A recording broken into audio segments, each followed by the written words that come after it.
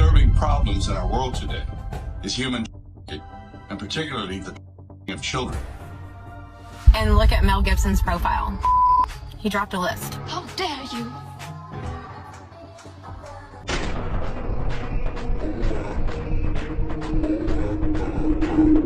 The system is completely based on money.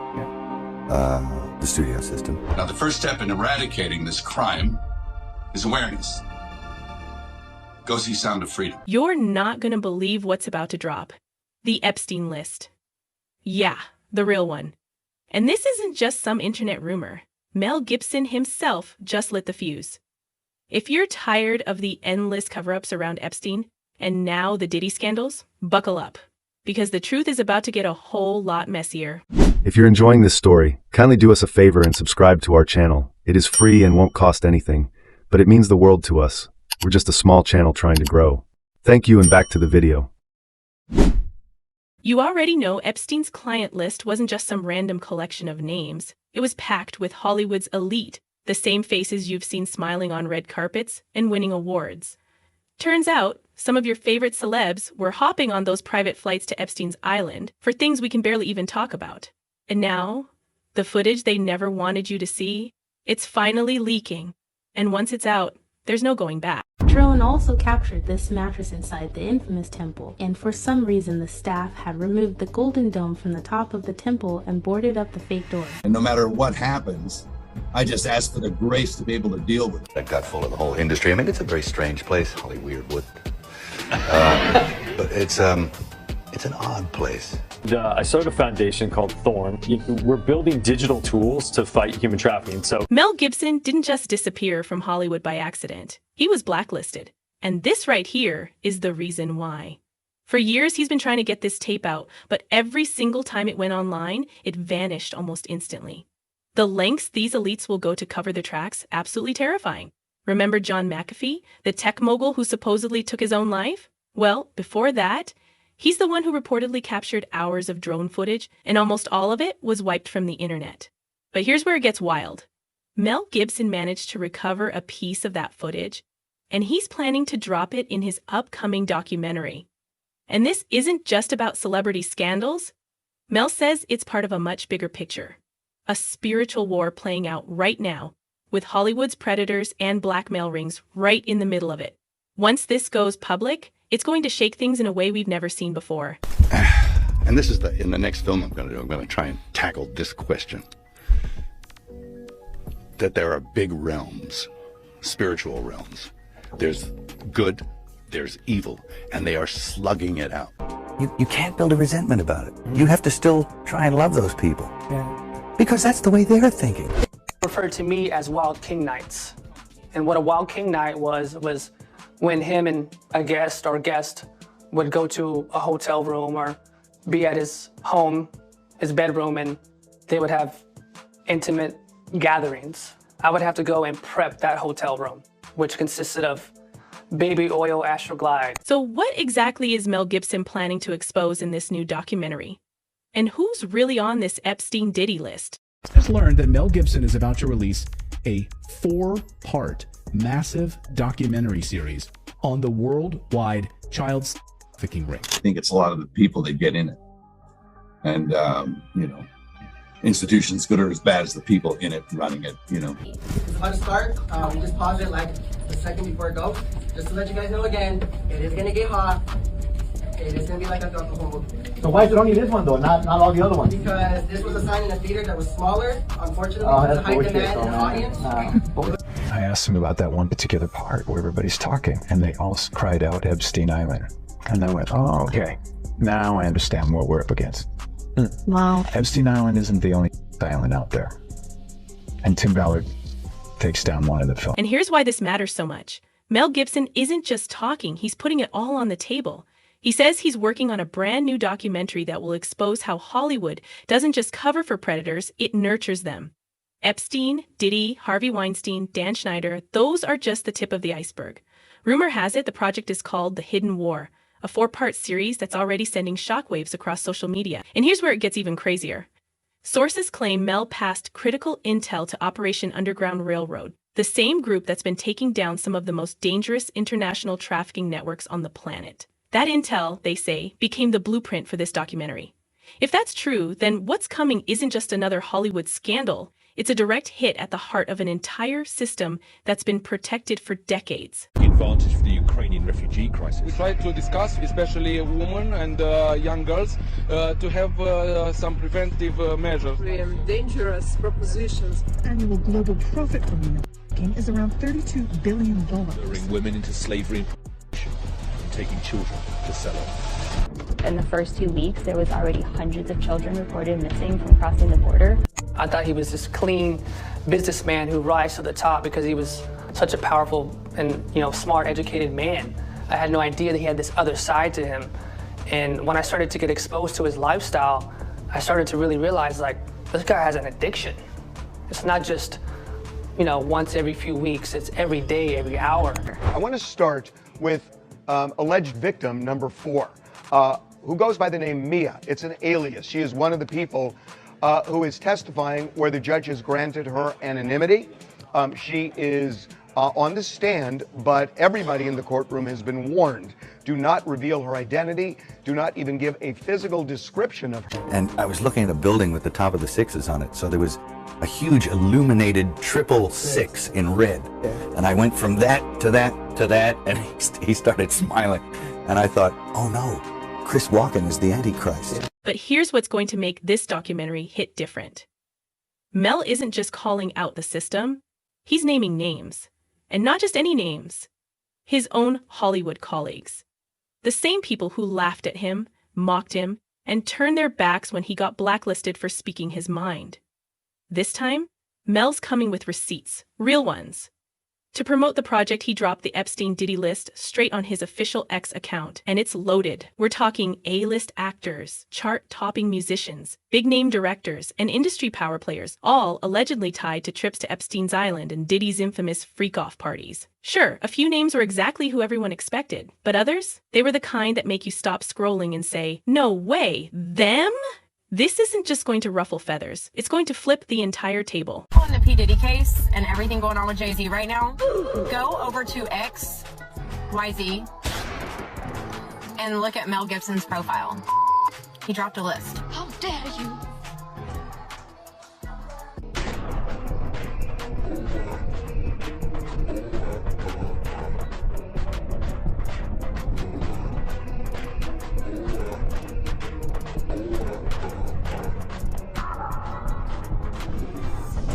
If you're enjoying this story, kindly do us a favor and subscribe to our channel. It is free and won't cost anything, but it means the world to us. We're just a small channel trying to grow. Thank you, and back to the video. When I came over here, I was in my mid-20s. Right. The first time I really came over here. I had a whole bunch of weird paranoid suspicions about what the hell was going on because there was a lot of stuff I couldn't understand. Right. And nobody was really bothering to explain it to me. So she testified, excuse me, that she was Diddy's ex-assistant. She said he her, sexually assaulted her in various ways multiple times. He exacted unbelievable violence against her, threatened her, at one point allegedly threatened to take her phone and use anything on the phone again. What really turned heads was that Mel didn't leak this through some shady back channel. He posted it himself, right on his official account. That alone sent shockwaves through Hollywood's upper circles. But here's where it gets spicier. Mel isn't just going after random names on the list. He's zooming in on a select few media powerhouses like Ellen and Oprah, and one of America's most beloved actors, Tom Hanks. Now, Hanks' name has been floating around Epstein rumors for years, but things really got suspicious back in 2020, right when the Epstein case was heating up again. Out of nowhere, Tom becomes a Greek citizen. At the time, everyone brushed it off as a personal choice, but Mel's team? They see it differently. Why? Because Greece has some of the strictest rules against extraditing its citizens, especially for crimes under foreign investigation. To them, that move wasn't random, it was calculated. And it doesn't stop there.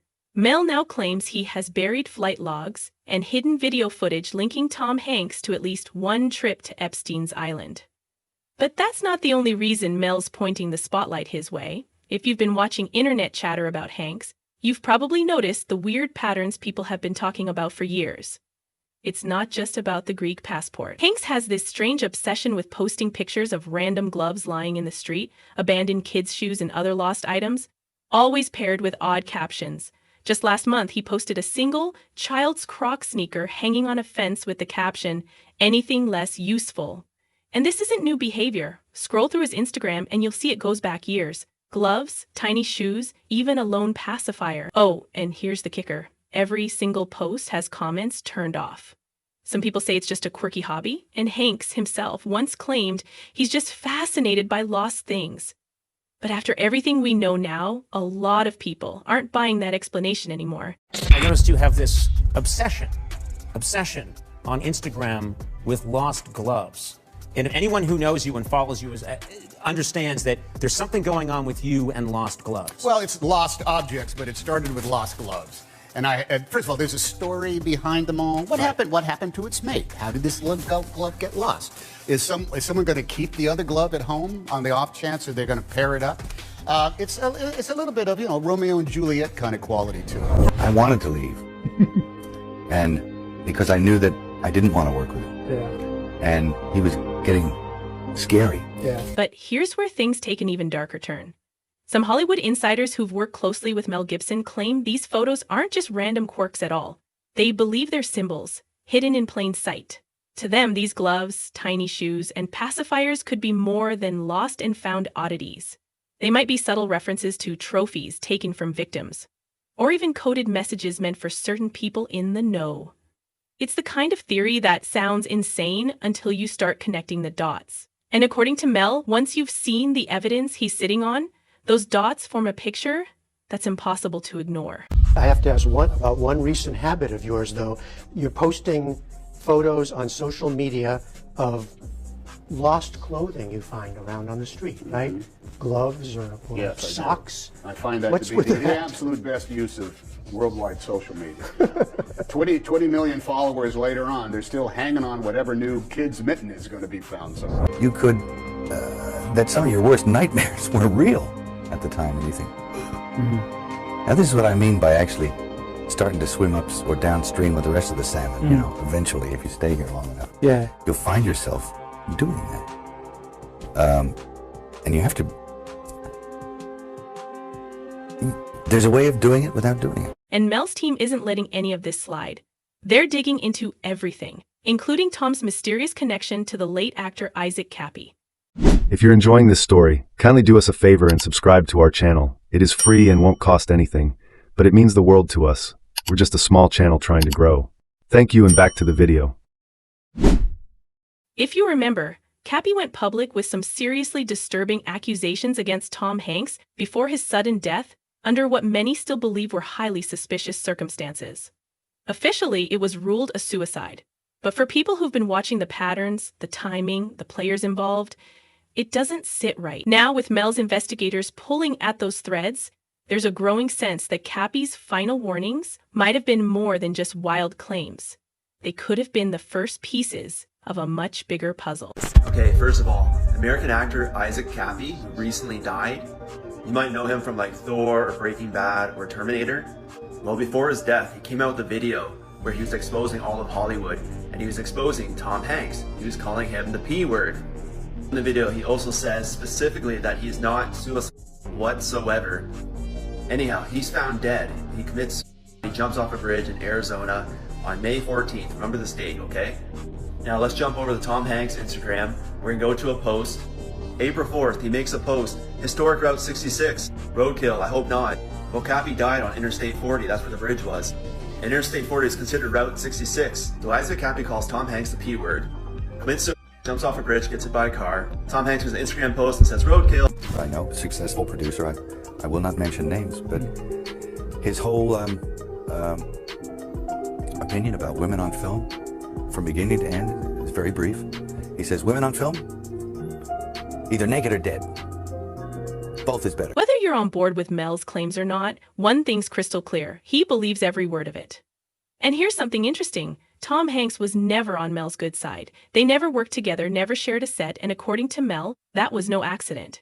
He said for years that he never bought into Hanks' America's Mr. Nice Guy image.